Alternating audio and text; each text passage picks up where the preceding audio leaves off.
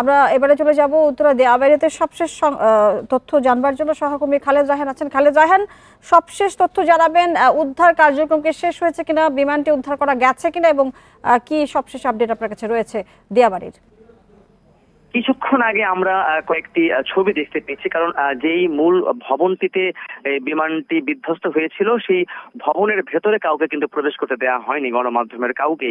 সেই ক্ষেত্রে বিমানটির কিছুক্ষণ আগে আমরা যে ছবি পেয়েছি সেখানে আমরা দেখতে পেয়েছি পুরো বিমানটি কিন্তু দুমড়ে মুচড়ে গেছে। একেবারে আমি যদি বলি একেবারে অস্তিত্ব যেটা বোঝা যায় সেই জিনিসটি কিন্তু আসলে দুমড়ে মুচড়ে গেছে। এবং সেই জায়গা থেকে আমরা দেখেছি যে বেলা 2:30টা থেকেই যখন আগুনটিকে মোটামুটি 3:45টার সময় পুরোপুরি নির্বাপন করা হয়েছিল, তারপর থেকে আমরা দেখেছি যে সেটিকে কেটে ভবন থেকে আলাদা করার চেষ্টা করা হয়েছে। এবং 3:45টার দিকে আমরা দেখেছি যে সেখানে কিন্তু লরি আনা হয়েছিল এবং সেটিকে সরিয়ে ফেলার জন্য কিন্তু সরঞ্জাম আনা হয়েছে। কিন্তু প্রথম 10 থেকে 15 মিনিট ক্রেন দিয়ে সেটাকে সরানোর চেষ্টা করা হলে তারপরে কিন্তু সেই কার্যক্রম আমরা কিন্তু অনেকটাই বন্ধ থাকতে দেখেছি। এবং এখন পর্যন্ত আমরা যেটি দেখতে পাচ্ছি যে সেই কার্যক্রম কিন্তু এখন অনেকটাই বন্ধ হয়ে রয়েছে। একটি বিষয় তারা নিশ্চিত করেছে যে ওই ভবনটিতে এখন আর কেউ আহত অবস্থায় নেই। তার মানে এখন পর্যন্ত এখান থেকে যাদেরকে বের করে নেওয়া হয়েছে, এদের মধ্যে যারা মারা গেছেন এবং আহত অবস্থায় বিভিন্ন হাসপাতালে ভর্তি রয়েছেন, তারা ছাড়া এইখানে এখন পর্যন্ত আর কেউ নেই,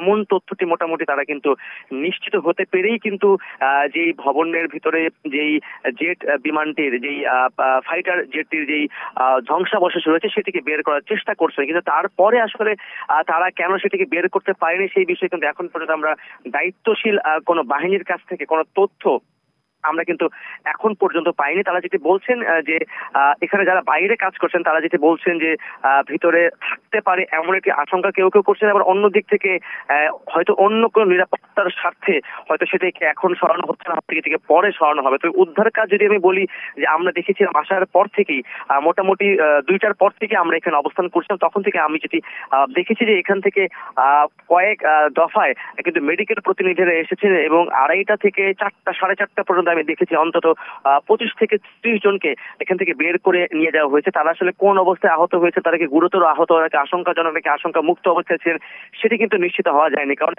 মূল যে মাইলস্টোন কলেজের মূল যে সড়কটি রয়েছে এবং মূল যে গেটটি রয়েছে সে তার ভিতরে কিন্তু কোনো গণমাধ্যমকে আসলে যেতে দেওয়া হয়নি। মূলত বলছিলেন যে ভিতরে আহত কেউ নেই সেটা নিশ্চিত, কিন্তু ভিতরে আরো কেউ আছে কিনা অর্থাৎ অন্য কোনো মরদেহ আছে কিনা সেটি তারা নিশ্চিত করে বলছেন না। সেক্ষেত্রে কোনো অ্যাম্বুলেন্স কি এখনো সেখানে আছে?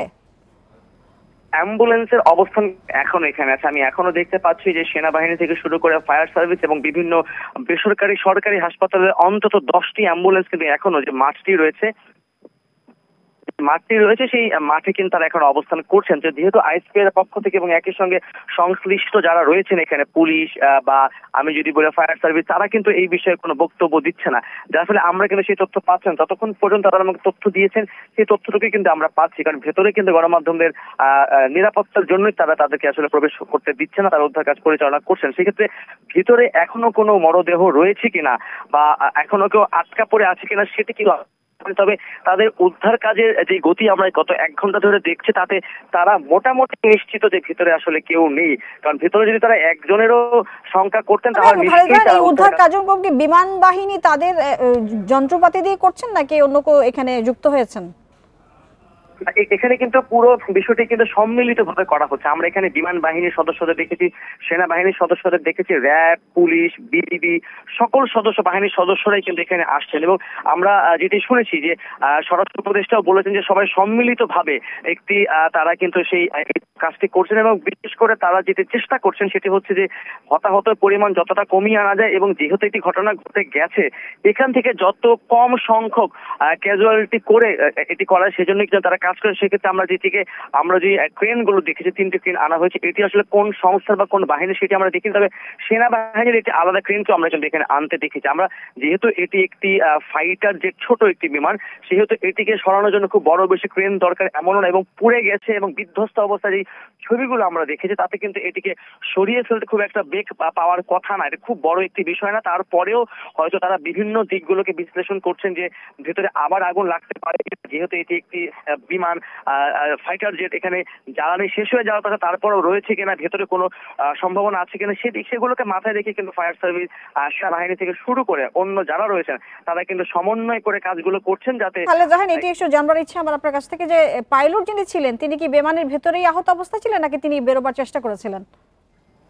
এইখানে কিন্তু একটি বিষয় আইএসপিআর এর কাছ থেকে আমরা একটা বিবৃতি পেয়েছি, সেখান থেকে কিন্তু বলা হয়েছে যে যিনি পাইলট ছিলেন বিমানটির, তিনি চেষ্টা করছেন যে ঘনবসতি পূর্ণ জায়গা থেকে সরিয়ে নিয়ে যেখানে কম ঘনবসতিপূর্ণ বা যেখানে ঘনবসতি নেই সেই জায়গায় নেওয়ার সর্বোচ্চ চেষ্টাটুকু তিনি করেছেন। তার মানে এই বক্তব্য কিন্তু স্পষ্ট যে শেষ মুহূর্ত পর্যন্ত পাইলট কিন্তু বিমানে ছিলেন, যেটা নিশ্চিত। তার মানে সেখান থেকে তাকে কিন্তু উদ্ধার করা হয়েছে এবং আমরা আমাদের বিভিন্ন মাধ্যম থেকে যারা এই বিমান বাহিনীতে রয়েছেন, সেনাবাহিনীতে রয়েছেন, তাদের কাছ থেকে যতটুকু তথ্য পেয়েছি, সেখানে কিন্তু যখন পাইলটকে হাসপাতালে নেওয়া হয় তখন পর্যন্ত তার পালস পাওয়া যাচ্ছিল এমন একটি তথ্য কিন্তু আমরা পাচ্ছি বিভিন্ন জায়গা থেকে। যদিও আইএসপিআর পক্ষ থেকে এটি এখন পর্যন্ত নিশ্চিত করা হয়নি, তবে এতটুকু মোটামুটি নিশ্চিত যে তাকে যতক্ষণ পর্যন্ত হাসপাতালে নেওয়া হয়েছে আইসিএমএইচে ততক্ষণ পর্যন্ত তিনি জীবিত ছিলেন এবং তার পালস পাওয়া গিয়েছে। এবং অনেকে আমরা এমনও সামাজিক যোগাযোগ বলতে শুনেছি, তারা বলছিলেন যে উনি হয়তো বেঁচে ছিলেন, তার পালস পাওয়া গেছে, এরকম বিভিন্ন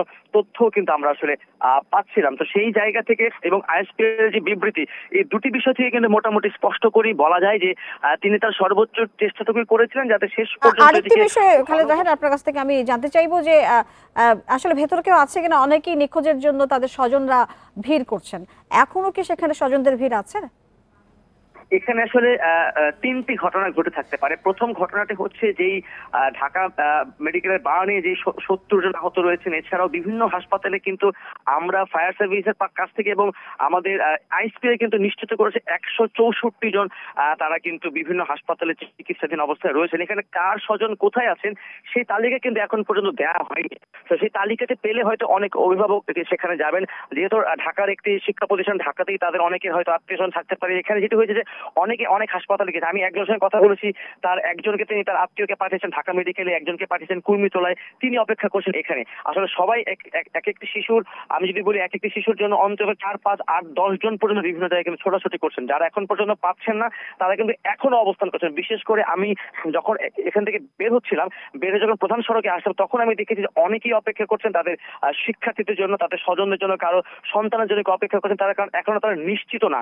কারণ যারা মারা গেছে, আপনি নিশ্চয়ই বক্তব্যটি শুনছিলেন যে বক্তব্যে বলা হচ্ছিল যে খুবই খারাপ অবস্থা অনেকে কিন্তু এসেছে, অনেকের অবস্থা কিন্তু খুব বেশি আশঙ্কাজনক। এবং যারা মারা গেছে এমন 2-1 জনের আমরা বিভৎসতাও কিন্তু পেয়েছি, তাদেরকে আসলে হয়তো স্বাভাবিকভাবে চেনা যাচ্ছে না। সেই ক্ষেত্রে কিন্তু অনেকেই নিশ্চিত নন যে তাদের পরিবারের সন্তানেরা, স্বজনেরা তারা কি এখন ভেতরে আছেন নাকি কোন হাসপাতালে গেছেন। যারা নিশ্চিত হতে পারেনি, যারা তাদের মরদেহ কিংবা আহত অবস্থা, তাদেরকে এখন বিষয় জানতে চাই যেই বিল্ডিংটিতে আসলে বিধ্বস্ত হয়েছে বিমান, সেটা জানতে চাই যে স্কুল কর্তৃপক্ষের কোনো বক্তব্য পাওয়া গেছে কিনা, কতজন শিক্ষার্থী ভেতরে ছিল আনুমানিক জানা গেছে কিনা, অর্থাৎ কি পরিমাণ শিক্ষার্থী আসলে ছিল সেই দুর্ঘটনার সময়?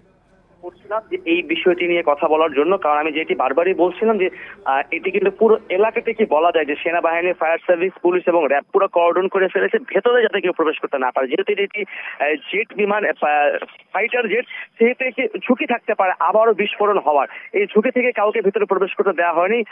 প্রতিষ্ঠানে যারা কর্তৃপক্ষ রয়েছে তাদের সঙ্গে আসলে গণমাধ্যমে সেইভাবে কথা বলার সুযোগ হয়নি। তবে আমি একজনের সঙ্গে একটু কথা বলার চেষ্টা করছিলাম, এখানকার একজন শিক্ষক, তিনি আমাকে যেটি জানিয়েছেন যে যখন এই ঘটেছিল তখন সব মিলিয়ে এই ভবনটিতে 2 থেকে 250 মতো শিক্ষার্থী, শিক্ষক এবং তাদের যারা সহকর্মী রয়েছেন তারা থাকতে পারেন।